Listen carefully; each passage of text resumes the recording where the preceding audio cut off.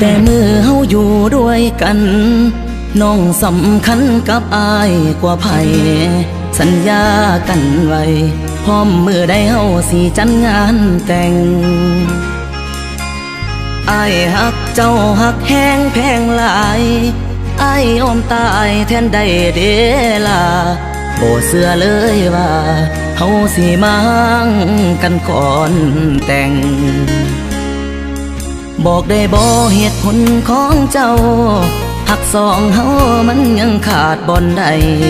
ที่อยู่กับอายน้องนั้นย่านอายพาไปกินเกลือ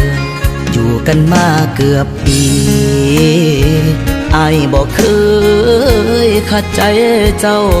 มันทิดวันเสาร์เจ้าอยากไปใส่อายตามใจทุกเทื่ออายบ่ดีบ่อนใดคือจังทำให้กันคักแท้โนหรือเจ้าลิ้นบ่พอยังอยากเป็นโสดบ่พร้อมมีคู่กายเจ้าอยู่กับอายใจอยู่กับไผอายยังบ่ฮู้บอกมาเบิ่งดูสิสานต่อหรือว่าพอสำนีอายสิโทรหาพ่อกับแม่มาซอยแก่กับสิ่งที่เป็นอยู่หากว่าเฮาบ่แม่นเนื้อคู่อายบ่ฝืนใจเจ้าต่อความหักมันบังคับบ่ได้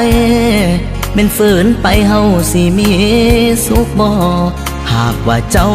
ยังลิ้นบ่พอก็เสิร์นลิ้นต่อศาลา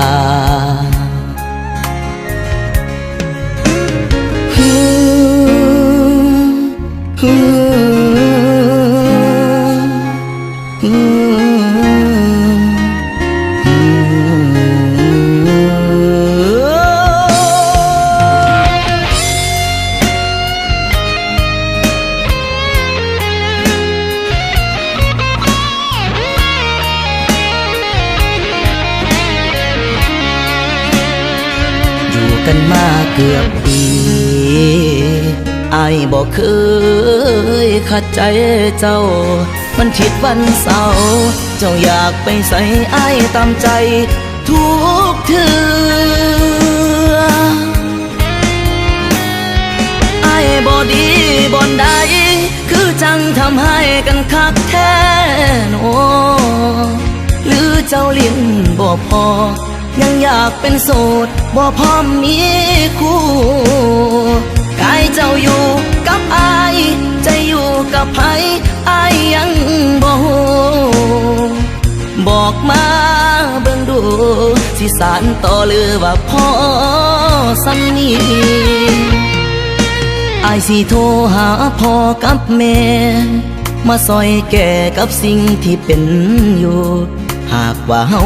บ่แม่นเนื้อคู่อายบ่ฝืนใจเจ้าต่อความหักมันบังคับบ่ได้เป็นฝืนไปเฮาสิมีสุขบ่หากว่าเจ้ายังลิ้นบ่พอก็เสิร์นลิ้นต่อศาลาพร้อมยกเลิกสัญญา